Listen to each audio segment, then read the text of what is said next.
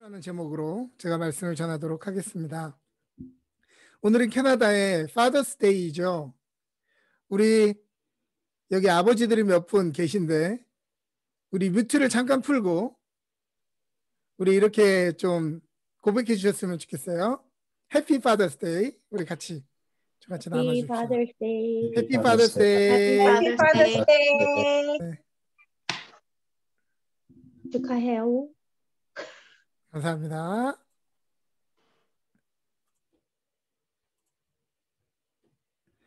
왜 제가 여러분들에게 이걸 요청했냐면 많은 아버지들이 해피 파더스 데이라는 얘기를 많이 못 듣기 때문입니다. 오늘 예배를 통해서라도 우리가 해피 파더스 데이 같이 응원했으면 좋겠고요.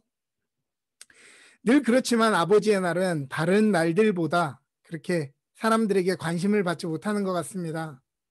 그리고 또 어떤 분들은 파더스 데이가 언제인지도 모르고 오늘이 뭐 파더스 데이가 뭐 하는 날인지도 모르는 분들도 많습니다.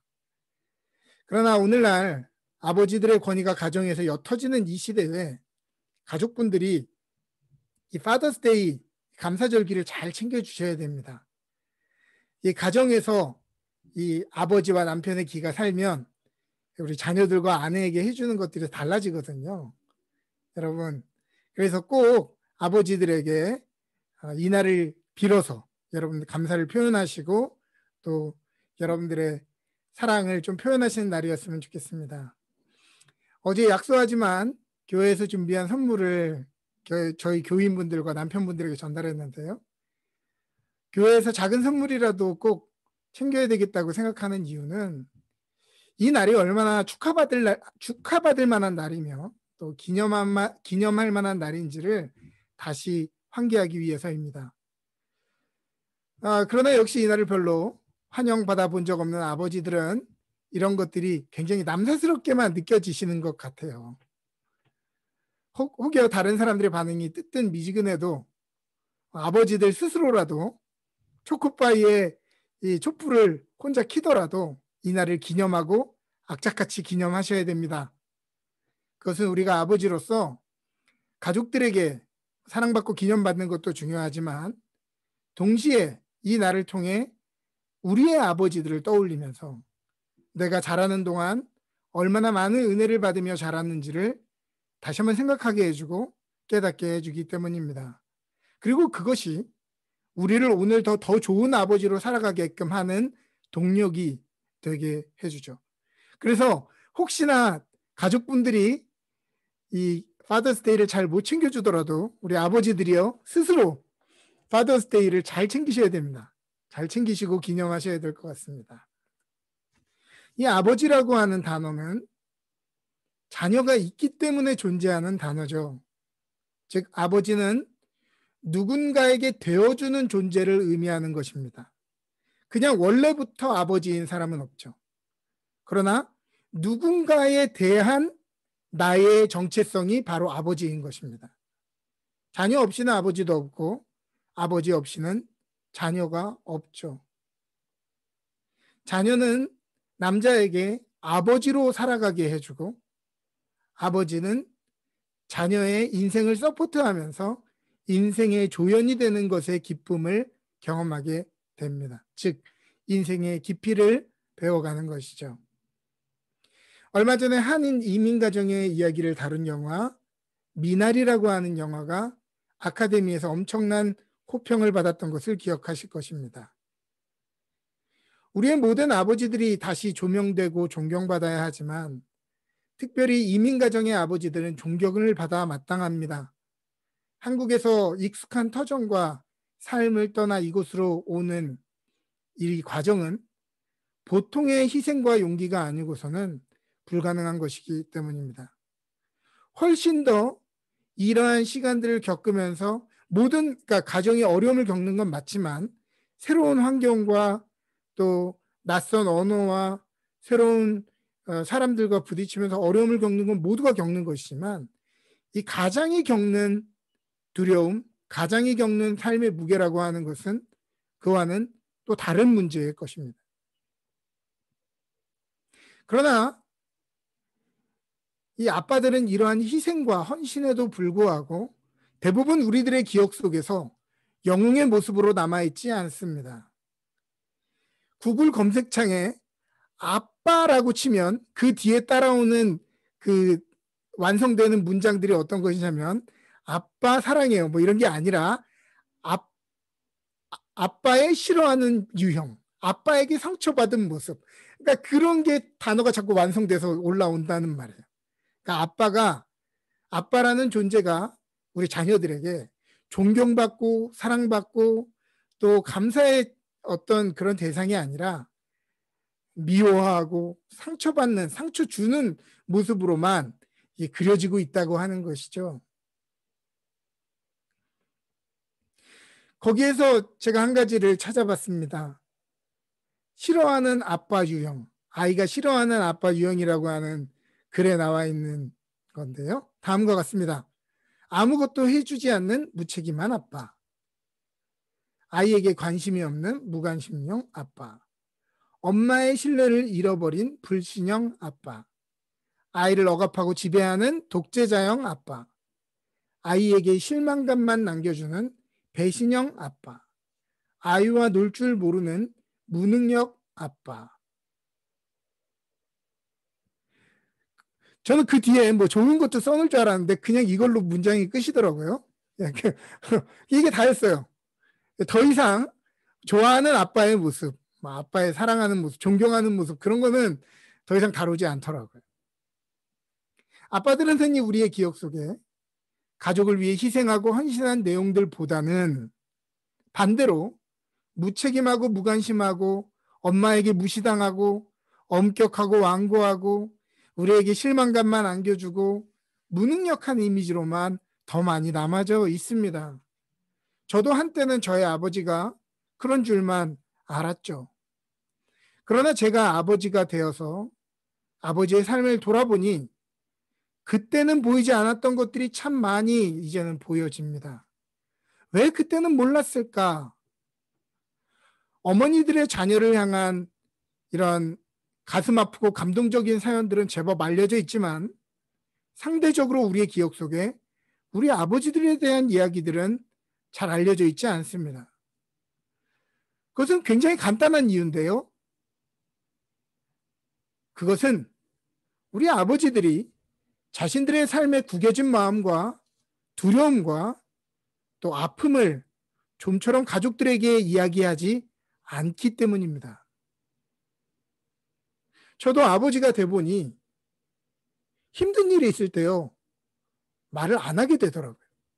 왜냐하면 안 그래도 겨우 버티고 있는 아내와 또 우리 자녀들에게 마음의 짐을 얹어줄까 봐 그러니까 아버지들은 힘들어도 또 고민되는 일이 있어도 두려워도 그것을 입 밖으로 내지 않는다는 것입니다. 그러니까 가족들이 몰라요. 그 마음을.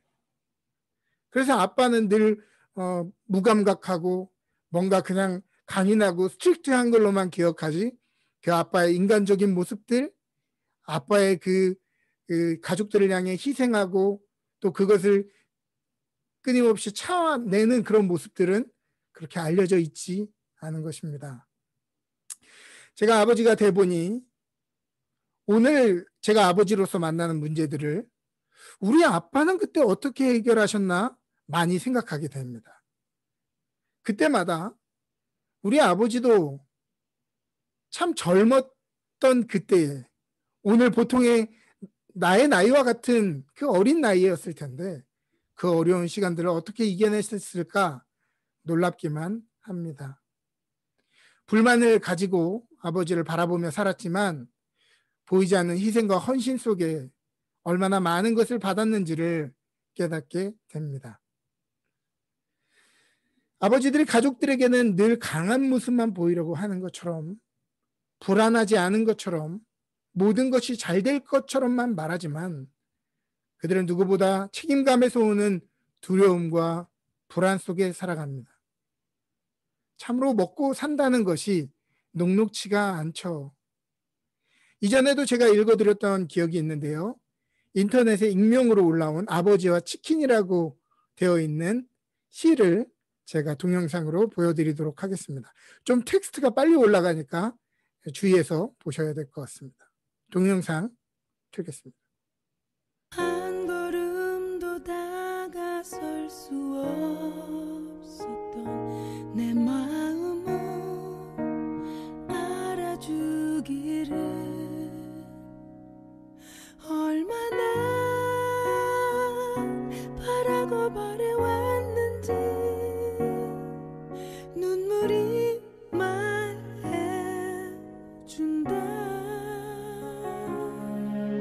점점 멀어져 가버린 쓸쓸했던 뒷모습에 내 가슴이 다시 아파온다.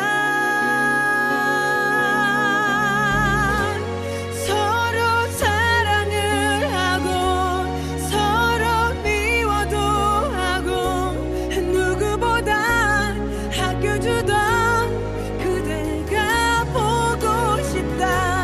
가까이에 있어도 다가서지 못했던 그래 내가 미워했었다.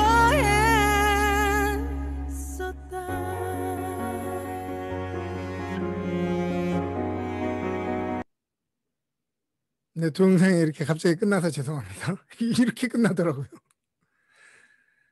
저는 우리 아버지들과 관계된 모든 기억과 상황을 미화하자고 하는 것은 아닙니다.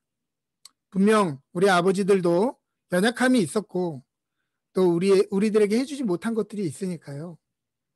그러나 제가 이야기하고 싶은 것은 우리가 그렇게 아버지들에 대해서 가졌던 상처와 아픔들에 비해서 이들의 헌신적인 삶이 너무나 평가절하되어 있고 잊혀져 있었다는 것을 이야기하고 싶은 것입니다. 여러분들은 아버지들에 대한 어떤 기억을 가지고 계십니까? 아마도 아버지들에 대한 기억은 여러분들의 여러 기억들 속에서 굉장히 단편적으로 남아 있을 것입니다. 그래서 많은 사람들은 나와 많은 시간을 보내지 않은 아버지를 원망하고 내가 힘들 때 아버지가 어디 계셨냐고 원망하기도 합니다. 또 아버지가 내 삶에 뭘 해줬냐라고 얘기할 때도 있죠. 여러분들의 아버지들을 떠올려 생각해 볼 때에 함께한 추억이 많이 떠오르지 않는 이유, 또 기억이 흐릿한 이유, 도대체 우리 아버지들은 내가 힘들 때, 내가 기쁠 때 도대체 어디에 계셨던 것일까? 아마도 역사 이래 신앙인들의 기도 중에서 가장 많이 외쳐진 기도는 하나님은 어디 계십니까? 라는 기도였을 것입니다. 하나님은 왜 내 삶을 버리십니까? 이런 기도였을 것이죠. 하나님이 더 이상 나와 함께하지 않으시고 날 고난 중에 버려두었다는 생각이 드는 이유가 무엇일까요? 하나님은 정말 우리를 떠나셨던 것이고 우리를 홀로 버려두셨던 것일까요? 제가 요즘에 점점 이 나이가 들면서 깨닫게 되는 것은 제가 마지막으로 찍힌 사진이 언제였는지 기억이 나지 않는다는 거예요. 제가 나온 사진이 점점 없어집니다. 점점 없어져요. 젊을 때는 혼자서 셀카도 찍고 또 다른 사람들에게 같이 묻어서 이렇게 사진도 찍고 했는데요. 이제는 점점 시간이 지날수록 제가 나오는 사진이 별로 없어집니다. 그렇다는 얘기는 뭐냐면 사진을 싫어하는 게 아니라 이제는 찍히는 입장이 아니라 찍어주는 입장이 되었다는 거죠. 사진도 그렇고 우리의 기억이라는 것도 그렇고 피사체가 남아있지 않으면 마치 함께하지 않았던 것 같은 착각을 불러일으킵니다. 만일 여러분들의 추억의 기억을 떠올릴 때에 거기에 아빠의 모습이 없습니까? 그렇다면 아버지가 함께하지 않은 것이 아니라 아빠가 여러분들의 사진을 찍어준 것입니다. 만일 여러분들의 고난의 시간에 발자국이 나 혼자 걷는 발자국만 보인다고 한다면 하나님이 고난 중에 우리를 홀로 내버려 둔 것이 아니라 우리가 잘 아는 캐서린 짐머의 유명한 시 Footprint in the Sand, 이 시처럼 하나님이 우리를 홀로 버려두신 것이 아니라 발자국이 하나인 이유는 우리를 들쳐매고 우리를 업고 가셨기 때문에 발자국이 하나밖에 남지 않은 것이죠. 다시 한번 얘기하지만 저는 아버지들을 무조건 포장하고 미워하려는 생각은 없습니다. 마음은 한결같아도 우리 육신의 아버지들은 절대 완벽하지 못합니다. 그러나 자녀들을 향한 그 아빠의 마음만큼은 언제나 최선의 것을 주려 하고 또 최선의 것을 주지 못한 것에 대해서 늘 미안한 마음으로 살아간다고 하는 것이죠. 아버지로서 자녀들을 향한 마음을 생각해 보면 하나님이 우리의 아버지가 되신다는 것은 참으로 놀라운 사실입니다. 성경에 하나님을 그리는 여러 가지 이미지들이 있지만 그 중에서도 하나님이 아버지가 되신다는 것은 참으로 놀라운 비유입니다. 나 같은 불완전한 아버지도 자녀들을 향한 마음이 이러한데 하물며 우리의 창조주시며 우리의 머리카락까지도 세시는 하나님이 우리의 아버지가 되신다는 것은 얼마나 놀라운 일입니까? 우리는 관용어처럼 하나님 아버지라고 부르지만 하나님이 우리의 아버지시라는 것만으로도 그것은 참으로 놀라운 일이고 우리의 존재를 존귀하게 하고 두려움과 부족함을 내어 쫓아주는 엄청난 고백인 것입니다. 예수님도 하나님을 아버지라 고백하실 때 바리새인들이 깜짝 놀랐죠. 저 사람이 과연 누구길래 감히 하나님을 아버지라고 부를 수 있다는 말인가? 오늘 본문 32절은 다음과 같이 이야기합니다. 자기 아들을 아끼지 아니하시고 우리 모든 사람을 위하여 내어주시니가 어찌 그 아들과 함께 모든 것을 우리에게 주시지 아니하겠느냐. 다시 한번 빨간 글씨만 읽어보죠. 어찌 주시지 아니하겠느냐. 당신의 가장 아끼시는 독생자를 우리에게 내어주시기까지 우리를 사랑하신 하나님이 오늘 우리가 우리의 삶에 필요하고 우리의 삶에 중요한 것들을 어찌 주시지 않겠는가라고 하는 것이죠. 이것을 아는 사람은 두려움 중에도 확신을 원망이 아니라 감사를 드릴 수 있는 것입니다. 35절부터 37절은 우리에게 이야기합니다. 누가 우리를 그리스도의 사랑에서 끊으리요? 환난이나 공고나 박해나 기근이나 적신은 헐벗음입니다. 그러니까 옷을 벗었다는 얘기예요. 헐벗음이나 위험이나 칼이냐 기록된 바 우리가 종일 주를 위하여 죽임을 당하게 되며 도살을 양같이 여김을 받았나이다 한 것 같으니라. 그러나 이 모든 일에 우리를 사랑하시는 이로 말미암아 우리가 넉넉히 이기느니라. 보라색 글씨만 읽어보죠. 이 모든 일에 넉넉히. 어떻게 이기느냐? 모든 일에 넉넉히 이길 수 있다. 왜죠? 우리를 사랑하시는 이로 말미암아. 그것은 우리가 강하거나 우리가 어떤 좋은 환경 가운데 처하기 때문이 아닙니다. 우리는 우리의 삶 속에서 예상치 못한 일들을 만나고 우리가 그리지 못한 일들, 원하지 않는 일들을 만나기도 합니다. 그러나 이 모든 일에 우리가 이것을 넉넉히 이길 수 있는 이유는 우리를 사랑하시는 이로 말미암아 그 아버지의 붙드심과 사랑 안에 있기 때문에 우리는 이 모든 것을 넉넉히 이겨낼 수 있는 것입니다. 오늘 코비드-19으로 인해서 여러분들의 가정과 여러분들의 삶이 예상치 못한 어려움과 힘든 가운데 또 막막한 상황 가운데 있으십니까? 그렇다면 우리 아버지 하나님을 바라보시기를 바랍니다. 우리가 이 모든 일에 넉넉히 이것들을 이겨낼 힘을 얻을 수 있을 것입니다. 누가 우리를 그 놀라운 사랑에서 끊어지게 할 수 있습니까? 고난입니까? 외로움입니까? 핍박입니까? 주림입니까? 헐벗음입니까? 위험입니까? 외부에서 오는 칼의 위협입니까? 우리에게 이것이 혹여 다가오더라도 우리가 넉넉히 이길 수 있는 이유, 우리가 지혜롭고 믿을만하고 강하기 때문이 아니라 우리의 아버지 하나님 때문입니다. 우리의 인생에 복이 있다면 그것은 내 팔자가 아니라 복을 주시는 하나님 때문입니다. 다윗은 그 굴곡진 인생 가운데서도 믿음과 확신으로 살았던 이유는 바로 여호와는 나의 목자시다라는 것을 늘 기억하며 살았기 때문입니다. 내가 양으로서 어떤 능력이 있느냐, 내가 내일을 얼마나 잘 준비했느냐가 아니라 내가 어떤 지혜를 가졌냐가 나의 힘이 아니라 나는 매번 낙심하고 실족하고 실패하지만 여호와가 우리를 버리지 아니하시고 끝까지 우리를 따라가시는 목자가 되신다는 것을 알았기 때문에 두려움도 부족함도 없었던 것입니다. 성경은 우리 하나님이 선하신 분이요 우리 아버지라는 것이 전제되지 않으면 도무지 이해되지 않고 또 믿어지지 않습니다. 그러나 하나님이 정말 선하신 내 아버지라는 것이 믿어진다고 한다면 때로는 우리가 기도하는 기도 제목들이 그대로 이루어지지 않아도 삶이 우리의 계획대로 되지 않아도 괜찮습니다.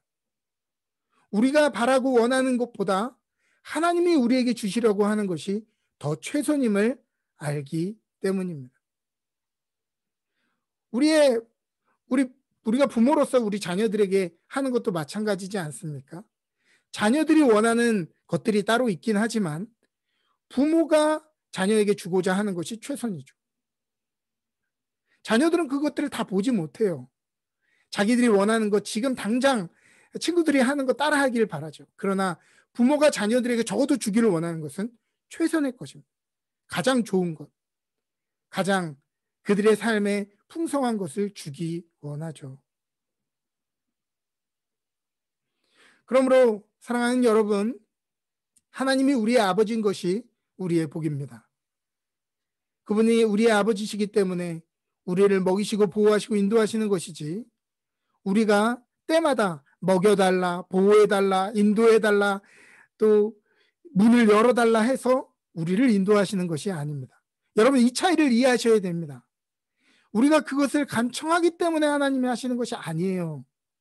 하나님이 우리의 아버지시기 때문에 그것을 우리에게 이루어 주시는 것입니다. 그렇다고 한다면 우리의 기도가 좀 바뀌어야 되겠죠. 또 우리의 삶의 자세들이 조금 바뀌어야 할 것입니다. 오늘 많은 사람들은요, 모두가 공정한 기회 위에서 출발한다고 더 이상 믿지 않습니다.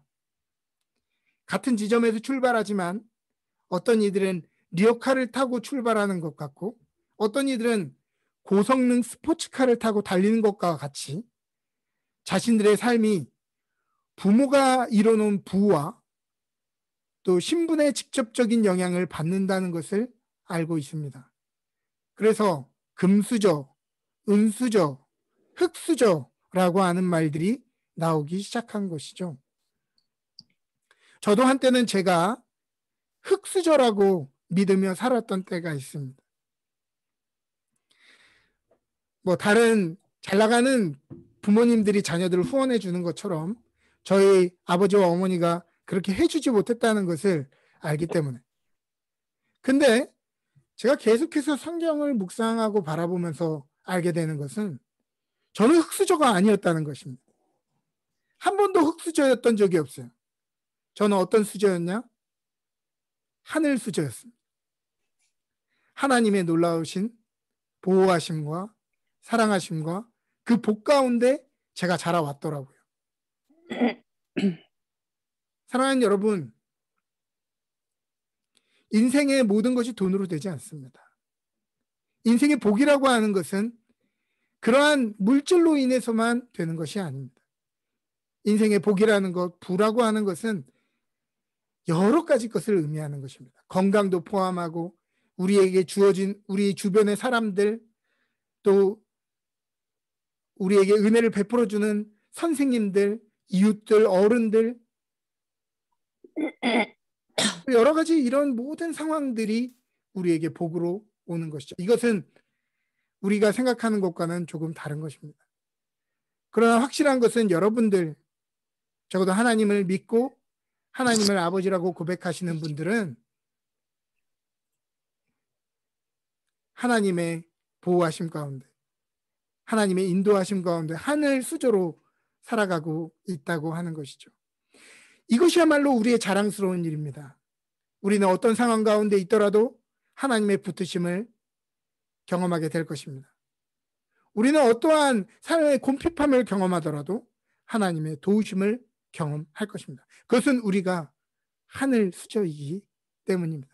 사랑하는 여러분, 혹시 여러분들이 금수저가 아니어서, 은수저가 아니어서 다른 사람들을 부러워하고 우리 부모들을 원망하고 아버지의 모습을 원망하지 않았습니까? 그럴 필요가 없습니다. 우리에게는 우리의 완전하신 하나님 아버지가 우리의 아버지가 되셔서 우리를 보호하시고 인도하시고 돌보시고 우리를 이끌어 가고 계시기 때문입니다. 사랑하는 아들을 내어주신 분께서 아들과 함께 그 어떤 지원을 우리에게 아끼시겠습니까? 이것이야말로 세상을 이기는 믿음이요 자녀의 믿음인 것이죠. 율법이 복음의 몽학 선생이 되어 우리를 복음으로 이끌어 주는 것처럼 육신의 아버지의 사랑은 우리로 하여금 하나님 아버지의 사랑이 얼마나 놀라운 것인가를 깨닫게 해주는 통로가 되어집니다.